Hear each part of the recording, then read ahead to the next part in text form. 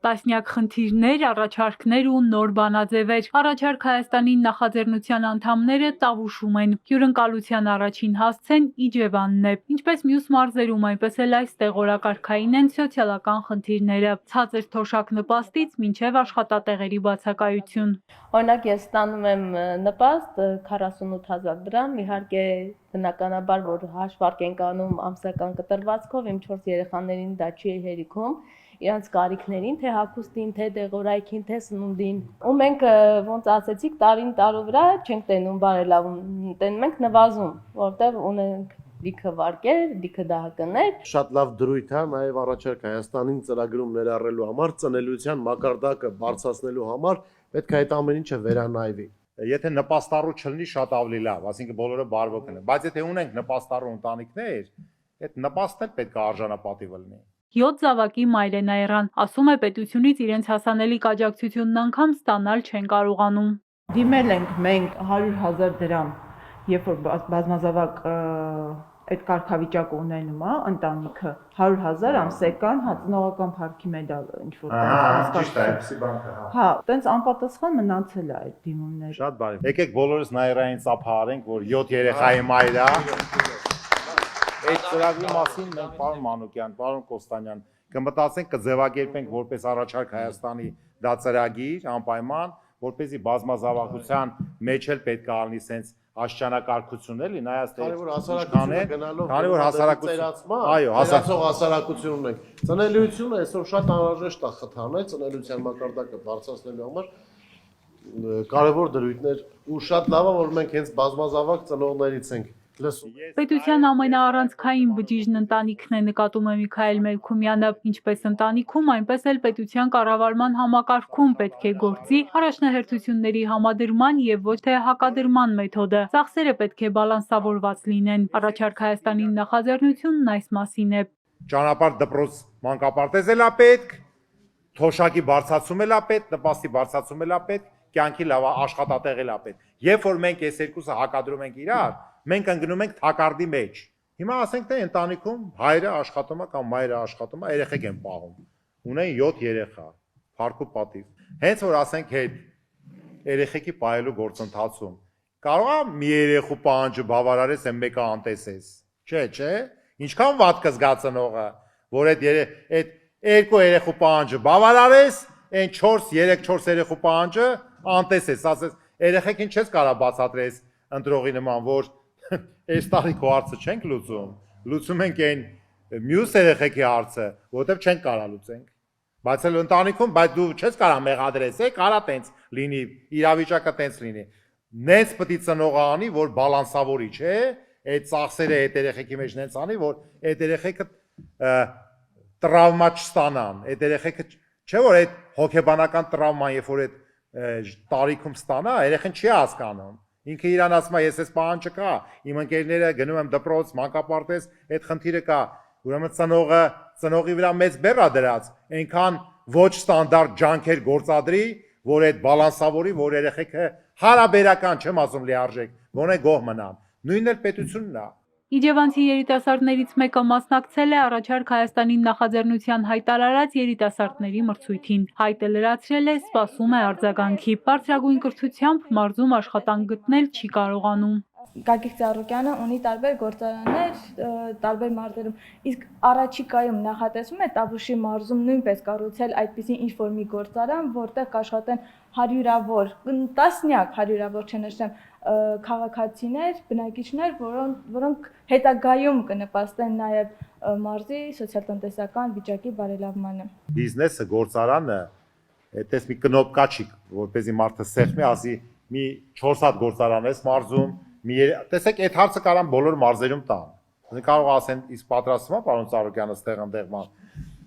Ուրեմն պետական քաղաքականություն էս պետք լինի, որ ձեռնտու լինի շատ գործարաններ տարբեր մարդիկ ձևավորեն։ Եվ օրինակ այս գորգագործական կոմբինատը որ կանգնել է, եթե ինքը ձեռնտու լիներ նույն պայմաններով, չէ, այդ դրա հումքը որտեղից են բերում, Հայաստանում աճեցվում է թե չէ, այդ չգիտեմ բամբակա, թե մյուս ինչա, այդ կամ այլ մշակաբույսեր։ Ուրեմն եթե խորհրդային միության ժամանակ զրոյական արժեքով բերում էին հումքը, որևէ խնդրեմ չկար իրացման։ Հիմա Հայաստանը այդ լոգիստիկ բաներից ելնելու կարող ձեռնտու չի սա։ Մի բան պետք է ձեռնտու լինի։ Ինչ տվեց կառավարման մոդելի փոփոխությունը երկրին, հետաքրքրվում է քաղաքացիներից մեկը, որ համոզված է նախագահականից անցումը պարլամենտականի անօգուտ էր։ Ամենագերակտիվ պատգամավորներից եք եղել, նաև հանձնաժողովի նախագահ, ինչքանով որ վերհիշում եմ, եւ ոչ միայն դուք ակտիվությամբ եք աչքի ընկել, նաև ձեր ինտելեկտուալ մտավոր եւ տնտեսագիտական բարձր պոտենցիալով։ Այդ առումով, այս ներկայիս կառավարման համակարգը սահմանադրության փոփոխությունից հետո 2015-ի ինչ տվեց մեր պետությանը։ Երկիրը կարելի է լավ կառավարել թե նախագահի աշխատասենյակից, թե վարչապետի աշխատասենյակից։ Ես կողմնակից եմ, որ պետքա քաղաքական մենաշնորհ չլինի։ Ես հասկանում եմ դուք ինչ եք ասում։ Երբ որ քաղաքական մենաշնորհ կա, այդ մի ուժը, որ ամեն ինչ 2/3 էլ ունի, որակյալ մեծամասնություն էլ ունի պարլամենտում, դա խնդիրներ է առաջացնում։ Դրա համար պետք է լինի բալանսավորված, չեմ ասում, թեկուզ կոալիցիոն, որպեսզի այդ զսպումների, փոխադարձ զսպումների ինստիտուտը աշխատի, որ ասենք թե նենց լինի ձայների համախումբը, որ մեկը մոնոպոլիա չունենա, որ ինչ ուզեմ կարամ անեմ։ Դիլիջանում մարդկանց առաջինը անվտանգության հարցն է հետաքրքրում, ինչ է արվելու ամուր սահմաններ ու խաղաղ երկիր կառուցելու համար, հետաքրքրվում են մարդիկ։ Անվտանգությունը կարող է ապահովի միայն ոչ քաղաքական մենաշնորհի պայմաններում, երբ որ մենք ունենանք բալանսավորված իշխանություն։ Հաջորդը անվտանգության է խիստ ջախկապված կրթության խնդիրն է։ Երիտասարդներն են բարձրաձայնում։ Բոլորը չէ, որ հնարավորություն ունեն մայրաքաղաքում բարձրագույն կրթություն ստանալ։ Դիլիջանում չունենք համալսարան, ինչը զգալի բաց է ամբողջ համայնքի համար, որովհետև շատ երիտասարդներ իրենց ուսումը գցում են երկրորդ պլան, որովհետև հնարավորություն չունեն տեղափոխվել Երևան կամ մեկ այլ քաղաք իրենց ուսումը շարունակելու համար, քանի որ չունեն ֆինանսապես հնարավորություն։ Պետությունը պետք է նախ եւ առաջ, նաեւ դա Ծառուկյանի միտքն է եղել ժամանակին, որ ով որ տաղանդավոր է գիտելիք ստանալու համար, գիտելիք ունեցող լավ սովոր երեխաները պետք է համ բուհեր ընդունվեն, համ էլ պետք է չվճարելու արդյունքում երբեք դուրս չմնան։ Այս է պետության խնդիրն է։ Թե ինչ ձևի դուրս չմնան, ասինքն եթե դու ֆինանսական ռեսուրս չունես, որ տրանսպորտով գնաս լավ համալսարան սովորելու, չէ՞, դա պետությունը պայման պետք է ստեղծի քո համար։ Վճար չունես, վճարես, բայց տաղանդավոր բարձր գիտելիքներով սովորում ես, պետությունը կարող է համ սուբսիդավորի, համ էլ կարող է 0%-ով վարկ տա այդ ընտանիքին, այդ երեխուն։ Ինքը ավարտի վերջանա, գնա աշխատի 5 տարի, 5-6 տարվա ընթացքում հետ վերադարձնի դա։ Հասկացա՞ք։ Հիմա դրա համար Դիլիջանում համալսարան բացելը, տես, եթե պետական համալսարանի մասին է, սա կառավարությունը հաշվարկում է, ասում է Դիլիջանում բնակչությունը ինչքանն է, պահանջարկը ինչքանն է, եթե տարեկան ստեղ ընդհանրապես պետք է ընդունվի 200 ուրեմն ուսանող բան ընդունվեն, ուրեմն նպատակահարմար չէ։ Աշխատատեղ աշխատավարձ մշտական խնդիրը սրված է նաև Դիլիջանում։ Դժգոհ են հատկապես երիտասարդները։ Մելքումյանը նրանց խորհուրդ է տալիս շարունակ աշխատել սեփական կարողությունները բացահայտելու, զարգացնելու, կիրառելու ուղղությամբ։ Երիտասարդը, ով որ ունի